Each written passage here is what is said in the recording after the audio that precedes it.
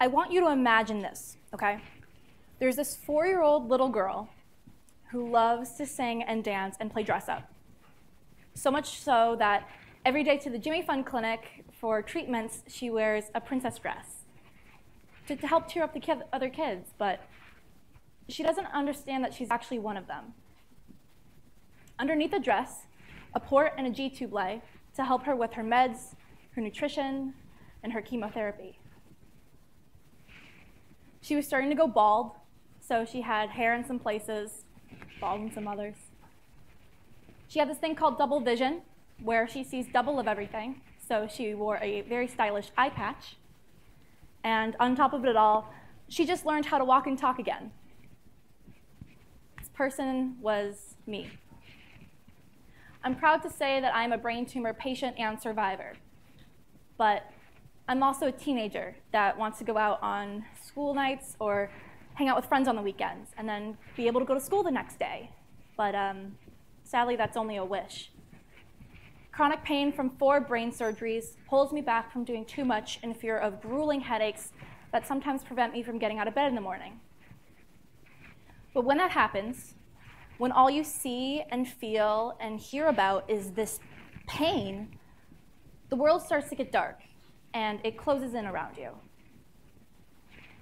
But it's one thing, one tiny gesture from a family member or a friend that can pull you out of this darkness. I now mentor a little girl who has a serious muscular condition and she's in a wheelchair. She's the happiest little girl I have ever met. And one day she came up to me and she was like, Kira, guess what? You'll never believe it. And I was like, what? I mean, I thought that she got a good grade in school or something, but then she said, I'm getting a new wheelchair, and it's one that I can move myself around in by myself, so you don't have to anymore. She's the happiest little girl I have ever met, even though she's in a wheelchair. And it made me say to myself, who do I think I am? I have no right to be throwing myself a pity party right now. Because the reality of the situation is, the kids that grew up with me, the kids in the clinic with me, and they were gone. They had lost their battle. But I didn't. I'm still here. So what am I going to do with my second chance? What can I do with my second chance? For one, I can appreciate what I have, not what I miss out on.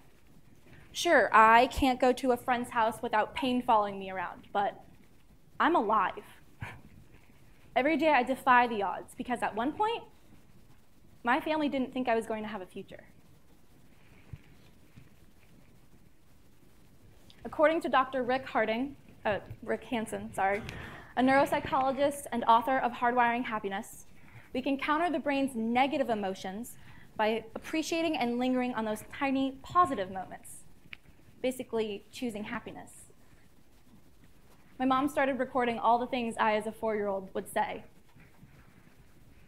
And I'm going to be honest, till this day, she can't talk about this story without crying. But it was on a day that everything that could have gone wrong did. My family and I, we were struggling. And my mom was so upset and tired and frustrated. And little Kira just looked up at her and said, Mommy, you can choose to be sad or you can choose to be happy. I choose to be happy. Little Kira was wise beyond her years.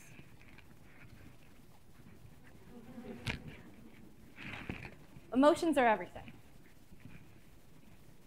When you grow up in the clinic, at the hospital, you learn a lot of important life lessons really quickly, like don't put things in your mouth. Dancing and singing like a princess will definitely get the attention you crave, and if you say you're nauseous, you'll get some free crackers. On a serious note, I was a master at getting my port accessed by age 5, and I also learned how to take out my G-tube and put it back in all by myself by age 9, and I was teaching practicing nurses how to in a class. But the most important lesson I have ever learned was in the 3rd grade. I will never forget this. My mom pulled me out of school to tell me my best friend in the entire world was dying. because the doctors couldn't help her anymore. So I will never forget the last time I spoke to her. I went over to her house, and she didn't want me to go and see her because she was starting to get really sick and very pale. So I stayed downstairs while she was upstairs, and as I was about to leave, I screamed, "I love you." Sorry. And she screamed back, "I love you too." That moment replays in my head. If some days it doesn't feel worth it, like I can't do this anymore and I just want to throw in the towel, I remember that moment. I remember how we wanted to grow up and what she wanted to do with her life, how we wanted to raise our children together and how we wanted to grow old together. But just because she doesn't get to, doesn't mean I should give up. So I won't. When I described what it used to look like at the beginning of my diagnosis, I'm pretty sure you took one look at me and thought that this person has nothing in common with her. I mean, I look like a healthy 16-year-old, right? But something that isn't visible is the lasting effects this experience has had on me. I like to call them invisible illnesses. Invisible illnesses range from chronic pain, depression, anxiety, diabetes even, learning disabilities. The range is wide.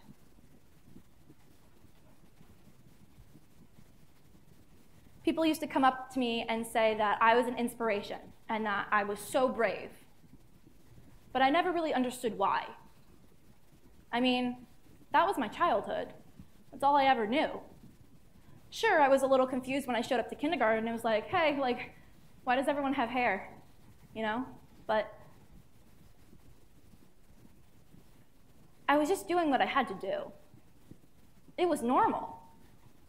I mean, the community I grew up in was these brain tumor moms and dads that held each other up when the going got tough. I mean, that's where I got it. That's where I got the brave behavior. So I think as a community, we need to be more like the moms and dads. Hold each other up, support each other. And look, I'm not saying I have this all figured out because, trust me, I don't. I'm not motivated and happy and, I don't know, bubbly all the time, because if I said that, that would be a total lie. I mean, there are some days that I'm frustrated and tired and I just want to throw in the towel and say that I'm done. But I can't. It's normal to feel like you can't. It's normal to feel like crap. Hold on to that negative emotion. Don't say to yourself that you shouldn't be feeling it. It's okay to feel like you can't. But when that emotion passes, because it will, then you can really appreciate how beautiful life really is. I'm 16.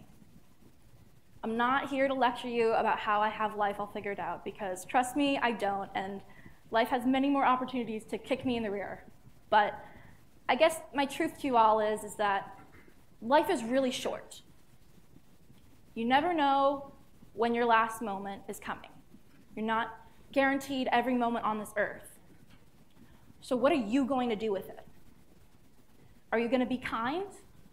Hold the door open for someone on your way out? Or smile at someone who you think might need it? Appreciate the little things that you have? Or choose happiness? It's not easy, and I know that. But you can. I'm learning to. I guess little Kira was right. You can choose happiness. Thank you.